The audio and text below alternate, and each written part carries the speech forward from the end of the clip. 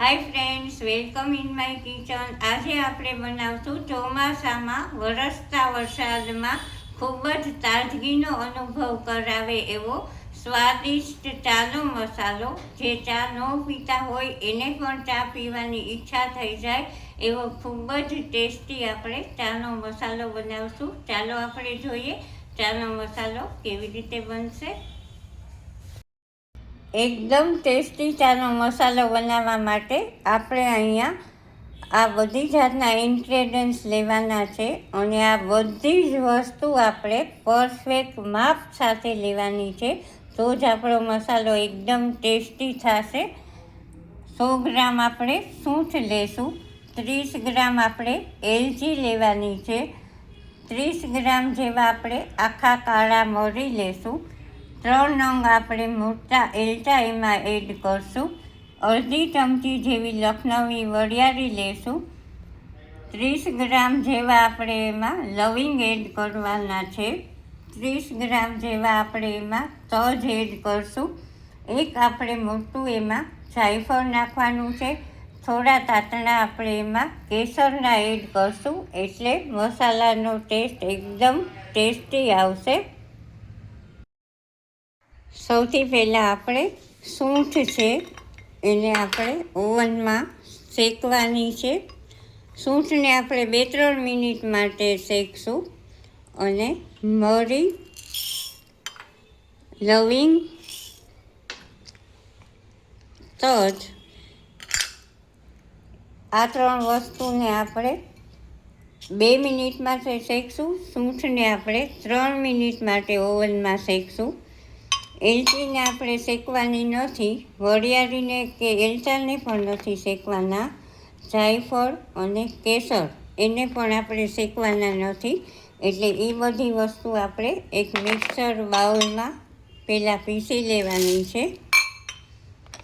એલચા, એલચી, વરિયાળી, જાયફળ અને કેસર આટલી વસ્તુને આપણે મિક્સરમાં પીસી લેશું. સૂંઠને આપણે 3 મિનિટ માટે ઓવનમાં શેકી લેશું. લવિંગ, કાળા મરી અને તજ એ 3 વસ્તુને મિક્સ કરી આપણે 2 મિનિટ માટે ઓવનમાં શેકી લેશું. સૂંઠ છે આપણે એને ઓવનમાં 3 મિનિટ માટે શેકી લેશું.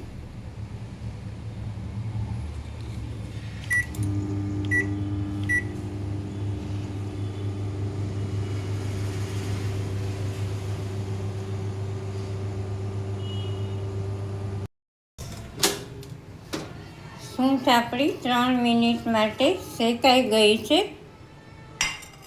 હવે આપણે એમાં તજ, લવિંગ અને મરી છે એને પણ આપણે 2 મિનિટ માટે શેકી લેશું.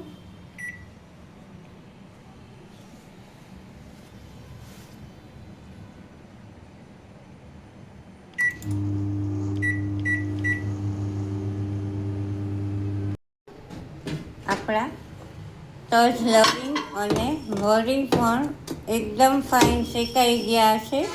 હવે આપણે એને એક થાળીમાં લઈ લેશું અને લગભગ આપણે 10થી 15 મિનિટ એને ઠંડુ થવા દેવાનું છે, પછી આપણે એને પીસવાનું છે. સૂંઠ છે એ પણ આપણે થાળીમાં લઈ લેશું. આ બધી જ વસ્તુ એકદમ ઠંડી થાય ત્યાં સુધી આપણે એને થાળીમાં રહેવા દઈશું, પછી આપણે એને પીસવાનું છે. ત્યાં સુધી આપણે આ એલચી, જાયફળ, કેસર અને એલચા છે એને આપણે મિક્સરમાં ચર્ન કરી લઈશું. વરિયાળી, એલચા, એલચી, જાયફળ અને કેસર એ આપણે પીસાઈ ગયું છે મિક્સરમાં. આપણું સૂંઠ, તજ, મરી અને લવિંગ એ પણ આપણા શેકેલા હવે ઠંડા થઈ ગયા છે. આપણે એને મિક્સર બાઉલમાં લઈ અને ચર્ન કરી લઈશું.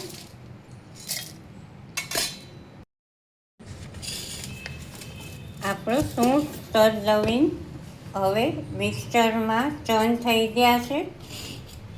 આપણે એને એક બાઉલમાં લઈ લઈશું. કેસર એલચી વરિયાળી જે આપણે બધું શેક્યું હતું એ પણ આપણે એમાં સાથે મિક્સ કરી લઈશું. બધું પ્રોપર એકદમ મિક્સ કરી લઈશું. અને તમે ચાળવું હોય તો ચાળી પણ શકો છો, અને ખાલી ચામાં જ યુઝ કરવો હોય તો તમે એને ચાળો નહીં તો પણ ચાલે. આ મસાલો તમે કાટલું પાવડર કે સુખડી, અળદિયા કોઈ બી વસ્તુમાં એડ કરી શકો છો. ખૂબ જ ફાઇન ટેસ્ટી થશે.